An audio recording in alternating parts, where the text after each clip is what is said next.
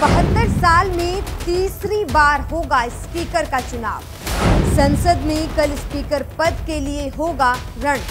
ओम बिरला और के सुरेश के बीच महा मुकाबला।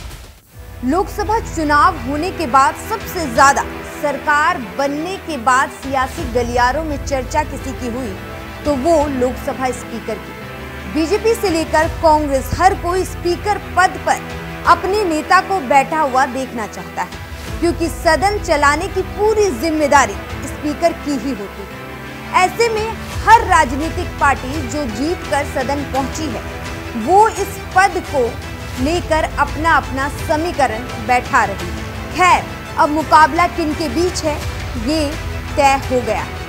एनडीए की तरफ से बीजेपी सांसद ओम बिरला तो इंडिया की तरफ से कांग्रेस सांसद कोडिकुन्नील सुरेश ने नॉमिनेशन भरा है।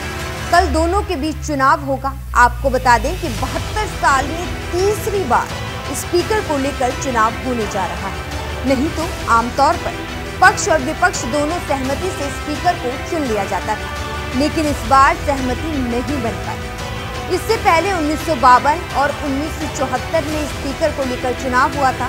स्वतंत्र भारत में सबसे पहले 1952 में पहली बार स्पीकर को लेकर जीबी मालवणकर और शंकर शांताराम के बीच चुनावी मुकाबला हुआ। इसके बाद 1976 में आपातकाल के दौरान भी स्पीकर के लिए चुनाव हुआ। बालीग्राम भगत बनाम जगन्नाथ राव के बीच ये मुकाबला देखा गया था और अब 2024 में तीसरी बार चुनाव है। चलिए आपको सबसे पहले स्पीकर के पास कितनी शक्तियां और क्या क्या होता है ये आपको बताते हैं। भारतीय संविधान के अनुच्छेद 93 में संसद के स्पीकर और डिप्टी स्पीकर का जिक्र किया गया है। ये संसद के अध्यक्ष होता है। स्पीकर और डिप्टी स्पीकर का पद साल 2021 में अस्तित्व में आया। संसद चलाने की जिम्मेदारी स्पीकर की ही होती है। उसके पास कई विशेष अधिकार होते हैं। इनमें संसद की संयुक्त बैठक बुलाना, विपक्ष के नेता को मान्यता देना, दल बदल कानून के तहत किसी सांसद की सदस्यता पर फैसला लेना जैसी शक्तियां उनके पास होती हैं। यही नहीं, संसद में पेश किया गया कोई भी बिल धन विधेयक है कि नहीं है, इसका फैसला भी स्पीकर ही लेता है। ऐसे में स्पीकर का पद सबसे महत्वपूर्ण पदों में से लोकसभा में है। इस चुनाव में पहले एनडीए ने विपक्ष के साथ स्पीकर पद को लेकर सहमति बनाने की कोशिश की। बीजेपी के वरिष्ठ नेताओं ने विपक्ष के नेताओं से फोन पर बात की। सूत्रों की माने तो रक्षा मंत्री राजनाथ सिंह ने कांग्रेस अध्यक्ष मल्लिकार्जुन खड़गे को फोन करके समर्थन मांगा, जिस पर खड़गे ने डिप्टी स्पीकर का पद मांग लिया, जिस पर राजनाथ सिंह ने कहा कि इसको लेकर हम आपको दोबारा फोन करेंगे, लेकिन उन्होंने फोन नहीं किया। ऐसे में डिप्टी स्पीकर को लेकर जब सहमति नहीं बनी, जिसके बाद विपक्ष ने स्पीकर पद को लेकर समर्थन नहीं किया और कांग्रेस ने अपने उम्मीदवार को खड़ा कर दिया। के सुरेश के बारे में अगर बात करें तो वो कांग्रेस पार्टी के केरल के मावेली काकार सीट से सांसद हैं। वे 8वीं बार जीतकर लोकसभा पहुंचे हैं।